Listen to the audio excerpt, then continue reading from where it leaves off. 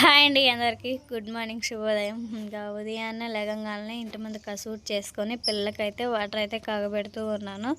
పెద్ద అబ్బాయిని స్కూల్కి పంపించాలి కదా. అదేవిధంగా ఇంకా బావ మా తమ్ముడు కూడా పనికి వెళ్తున్నారు. నేనైతే ఇంక వెళ్ళట్లేదు. ఇంక అన్ని చిన్న చిన్న పనులే, వాళ్ళిద్దరికి సరిపడా పనులే ఉండలేక వాళ్ళిద్దరే వెళ్తూ ఉన్నారు. ఇంకా అందుకని చెప్పేసి ఇంకా లేచి ఇంక ఇంట్లో పనులను చేసుకొని ఇంకా కర్రీ చేయడానికి ఎగ్స్ ఇంకా బంగాళదుంప కర్రీ అయితే వండుతున్నా. రెండు కలిపి ఉడకబెట్టేయాలి. బంగాళదుంప ఎగ్స్ అయితే ఇంకా ఆ విధంగా కల్లుప్పు వేసేసి విజిల్ మూత అయితే పెట్టేసుకుందాం.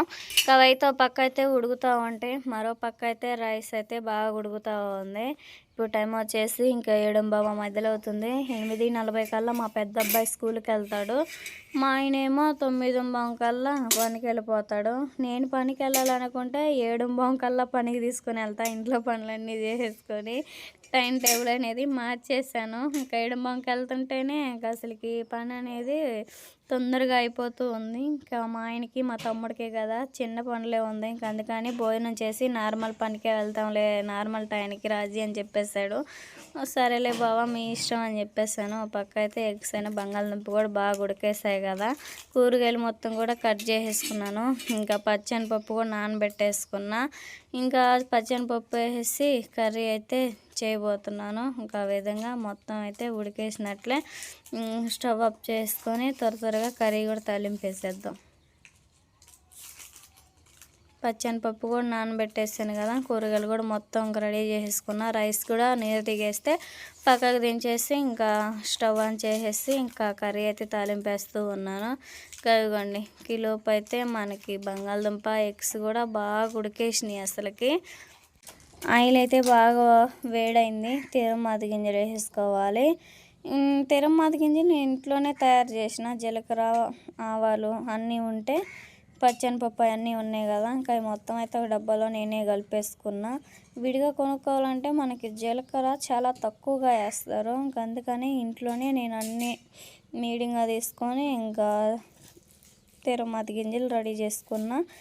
ఆయిల్ అయితే వేడిన తర్వాత ఉల్లిపాయ పచ్చిమిర్చి వేసుకొని అల్లం వెల్లుల్లి పేస్ట్ కూడా పచ్చివాసన పోయేంత వరకు బాగా ఫ్రై చేసేసుకోవాలి.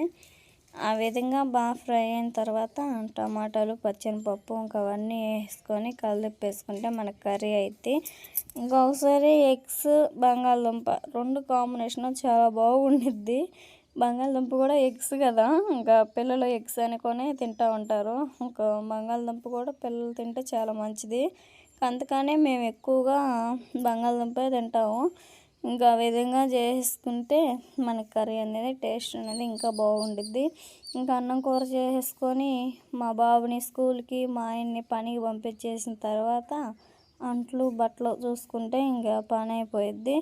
ఇంకా ఆ విధంగా టమాటాలు మొత్తం అయితే బాగా మగ్గాయి కదా. ఇంకా పసుపు వేసేసుకొని తర్వాత పచ్చనిపప్పు నానబెట్టేసుకున్నవి కూడా వేసేసుకొని కలిపేసుకోవాలి. నేను ఎందుకంటే పచ్చనిపప్పు నానబెట్టేది బంగాళదుంప ఏమో కుక్కర్లో బాగా ఉడికిపోయాయి. టమాటాలు అయితే ఇంకా మనకు తాలింపులని బాగా మగ్గుతాయి. పచ్చనిపప్పు నానకుండా వేస్తే ఏంటంటే ఇంక ఇవన్నీ ఉడికితే ఇంకా పప్పులు మాత్రం కొంచెం గట్టిగా ఉడకనట్టుగా పచ్చిగా ఉంటాయి. అందుకని చెప్పేసి నానబెట్టిన తర్వాత కర్రీలో కలిపితే ఏంటంటే ఇంకా అప్పుడు అన్నిటితో పాటు పప్పులు కూడా బాగా ఉడికిపోతాయి. పిల్లలు కూడా కొంచెం ఇష్టంగా తింటారు. దానివల్ల నేను అట్లా ముందుగానే చేయాలి అనుకున్నప్పుడు ఒక 5 నిమిషాలు ముందుగా నానబెట్టేస్తా. కారం కూడా వేసుకున్న తర్వాత కర్రీ లుక్ అయితే ఇంకా అదనమాట.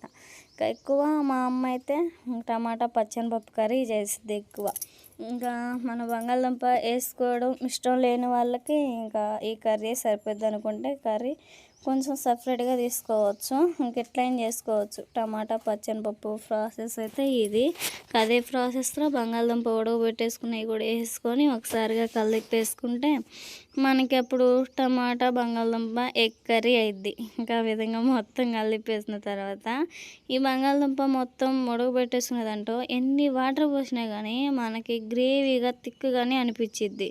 ఎందుకంటే బంగాళదుంప బాగా ఉడకబెట్టాం కదా.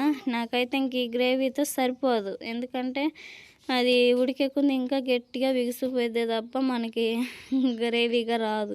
అందుకని చెప్పేసి బంగాళదుంప అయితే ఇంకా అందులోనే కట్ చేసేసుకుంటూ ఉన్నాను గంటతోనే. వాటర్ అయితే ఇప్పుడు చెమ్ము వాటర్ పోసా. మనకి ఉడికేకుంది మనకి ఇంకా కర్రీ గట్టిపడిద్దే తప్ప నీళ్ళగా అయితే అవ్వపడదు. బంగాళదుంపలో ఇంకా అంత ప్రాసెస్ ఉండిద్దనమాట. ఇంక ఎగ్స్ కూడా ఘాట్లు పెట్టుకోకుండా ఏస్తున్నా. ఒక్కోసారి ఘాట్లు పెడతా, ఒక్కోసారి పెట్టను. ఇంకా గుడ్డయితే ఒకటి కర్రీలో ఏయకుండా సెపరేట్‌గా తీసాను. మా చిన్నయ్య తింటాడని. మంటగా ఉంటే ఇంకా గుడ్డు మీద ఇంట్రెస్ట్ దొబ్బిద్ది మా అయ్యకైతే, మా చిన్నయ్యకి. అందుకని చెప్పేసి ఇంక అబ్బాయికి ఒక ఎగ్ అయితే పక్కకు తీసేసాను. మొత్తం అయితే ఏసేసుకున్నా. ఇంకా మా ఆయన, మా తమ్ముడు ఇంక వీళ్ళందరూ పనికెళ్ళే టైము. మా పెద్ద అబ్బాయినైతే స్కూలుకి పంపించేయాలి. ఇంకా ఆ విధంగా కర్రీ, భోజనం అయితే పెడతా ఉన్నా. ఈ ప్లేటు మొన్న మా అమ్మగారు దినానికి ఇచ్చిన ప్లేట్లు. నేను గానీ, మా తమ్ముడు గానీ ఇంకా అనుకోకుండా ఇంక అదే ప్లేట్‌లోనే భోజనం వేసుకొని తింటా ఉంటాము. మా ఆయన అంటాడు, "ఏంది మీ అమ్మగారి గుర్తుకి ఇంకా అలా ప్లేట్‌లో తింటావా?" అని చెప్పేసి కాసేపు ఆటలు పట్టిస్తా ఉంటాడు. అనుకోకుండా మా అన్నయ్య, మా వదిన కూడా వచ్చేసారు. ఇంకా పిల్లలకైతే భోజనం పెడతా ఉంది. ఇంక పిల్లలకి స్కూల్ టైం అవుతుందని చెప్పేసి, "వదిన అన్నయ్యని పిలువు నువ్వు కూడా తినంటే" ఇంకా అబ్బాయిని బడికి పంపించాక తిందాంలే అని. ఇది రెండోసారి. ఇంకా ఎగ్ ఏయమంటుంది. ఎగ్ ఏమో ఇందాక తింది. ఇంక అయినా గానీ మళ్ళీ ఏయమంటుంది. "సగం ఎయ్యి వదిన" అంటే సగం ఎత్తే, "సగం వద్దు నాకు" అంటా ఉంది. ఇంక సగం ఏసానని చెప్పేసి నన్ను కొట్టబోతుంది. తీసి అది కర్రీలో ఏసేసాను. ఇంకా ఎగ్ బదులు బంగాళదుంప ఏస్తున్నా. అది కూడా ఎగ్‌లాగా ఉంది కదా అని చెప్పేసి. మా చిన్న కూతురు చూడండి, ఇంక అది ఎగ్ కాదు అది బంగాళదుంప అని వద్దంటే వద్దంటూ ఉంది. మా ఆయనైతే భోజనం చేసి పనికెళ్ళిపోయారు. ఇంకా బాబుకి బస్ టైం కూడా అయింది. బస్ వచ్చేలోపు ఒక 5 నిమిషాలు, ఒక అరగంట అక్కడే నించోవాలి. లేకపోతే 2, 3 సార్లు ఆర్డర్ కొట్టేసి ఇంకా బస్ అయితే వెళ్ళిపోయిద్ది. అందుకని ఆ భయం చొప్పున ఇంక ఇంట్లో పనులు తర్వాత చేసుకోవచ్చని ఒక అరగంట, ఒక 10 నిమిషాలు ముందుగానే బస్ కోసం వెయిటింగ్ చేస్తూ ఉంటాము.